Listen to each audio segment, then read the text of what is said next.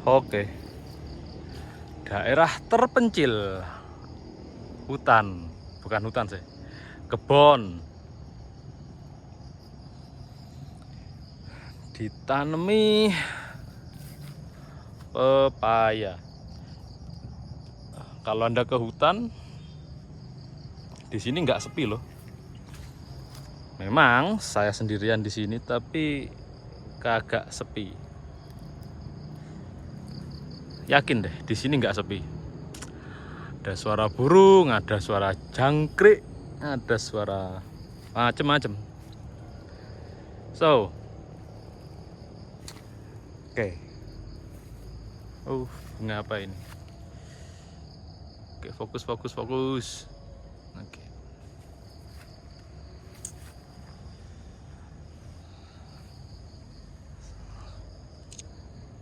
Saya paling anti kesibukan. Swear, saya paling anti banget kesibukan.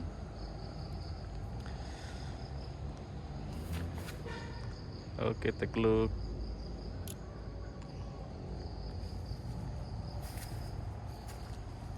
Why saya paling anti kesibukan?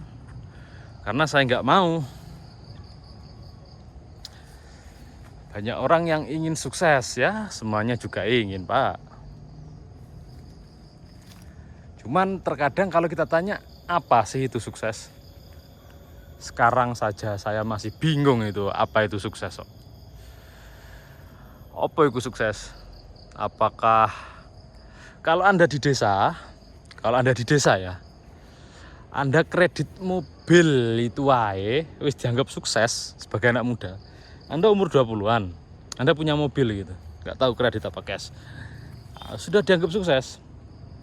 Nggak sama mobil mahal lah, mobil murah-murahan aja, 200-300an itu wis dianggap sukses. Anda sudah dihormati, sudah kalau tiru anak muda itu gitu. Tuh kalau di desa. Kalau Anda di kota beda lagi, Pak. Kalau di kota ya kayak gitu suksesnya. Dianggap sukses secara umum jika Anda glamor, punya mobil di atas 1 miliar,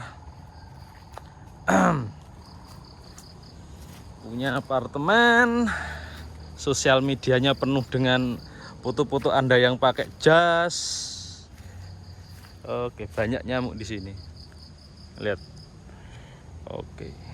Look, lihat. Oh, jika Anda tahu tentang nyamuk, itu lucu. Why?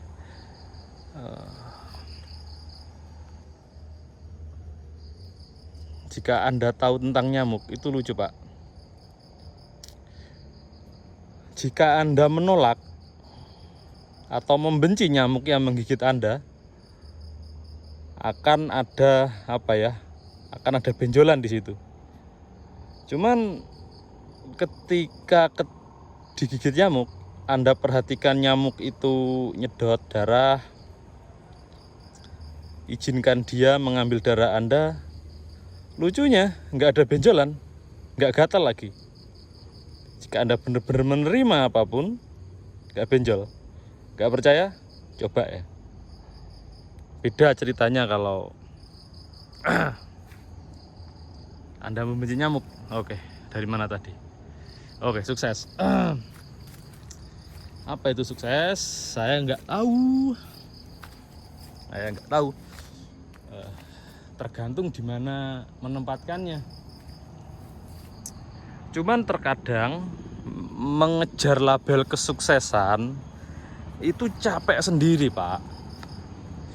Capek sendiri. Jadi kita tak terikat oleh opini orang lain. Anak muda harus sukses, padahal sukses sendiri nggak tahu apa.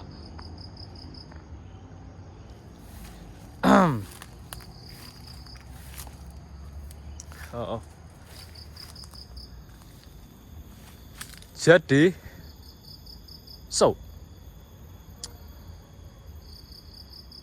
capailah kategori sukses seremeh mungkin.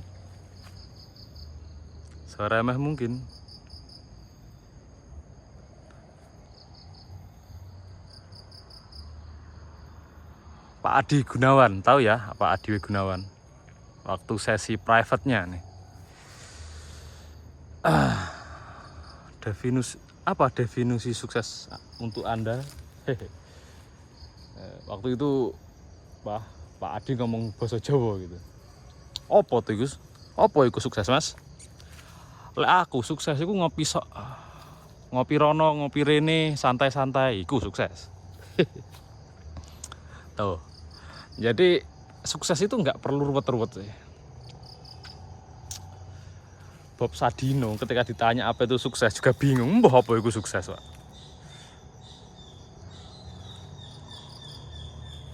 Wih. Kekok.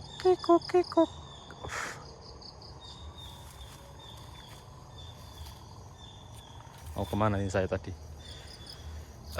Udiane ulo ya kah? Oh, ish.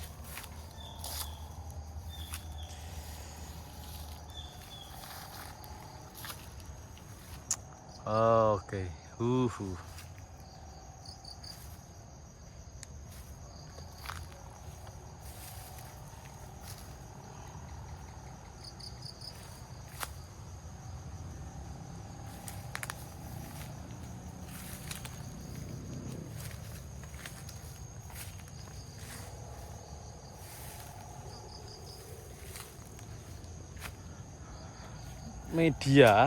Media massa menggiring kita, menggiring opini kita. Dulu ya, era-era tahun Orde Baru. Apa itu sukses? Sukses itu kalau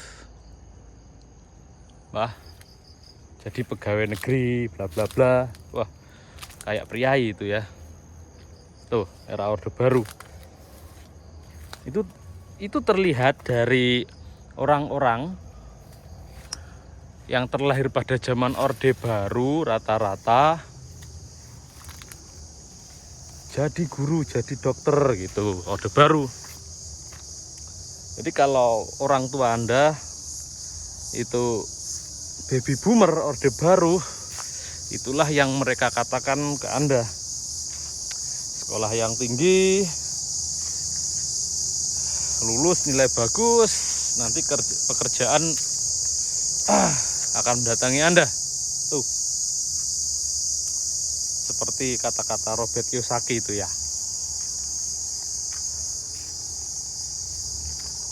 Robert Kiyosaki.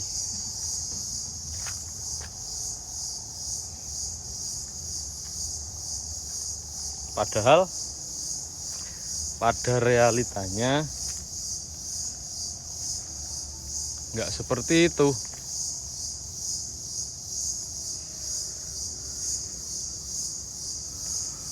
Yang perlu kita pelajari dari orang tua kita itu adalah pengalamannya, aturan-aturan baku dunia seperti sebab akibat, sopan santun, etika seperti itu.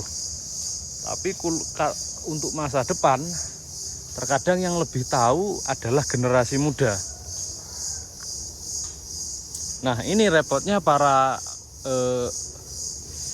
anak nakal sama anak penurut itu ada dualitasnya masing-masing. Kenapa saya katakan seperti itu? Anak penurut, anak yang terlalu menuruti orang tua, dia akan tumbuh sebagai anak yang peragu. Why? Kenapa saya sebut seperti itu?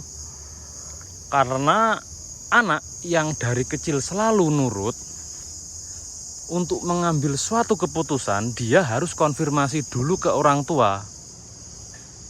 Kalau gini gimana, kalau gitu gimana, apakah ini bagus untuk saya, apakah ini oke, fine, itu terlihat bagus, but jika anak sudah dewasa banget, apa yang terjadi? Orang tua, pikiran orang tua itu sudah ke masa lalu. Dia info-info di pikiran orang tua itu adalah masa lalu semua. Dan pikiran fresh ke depan itu sebenarnya itu harus anak muda. pikiran anak muda itu fresh loh. Untuk kedepannya inovator itu kaum muda. Jika anak yang terlalu penurut, dia akan ragu-ragu untuk melangkah. Kalau gini gimana, kalau gitu gimana.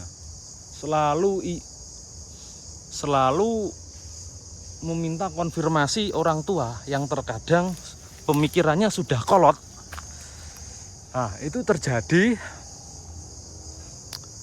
pada perusahaan Sony di Jepang. Kalau Anda ke Jepang, di sono itu rata-rata itu pegang Apple, pegang iPhone di Jepang. Padahal orang Jepang itu nasionalismenya kuat sekali. Kok kenapa mayoritas iPhone bukan HP Sony Xperia, whatever it is? Why? Karena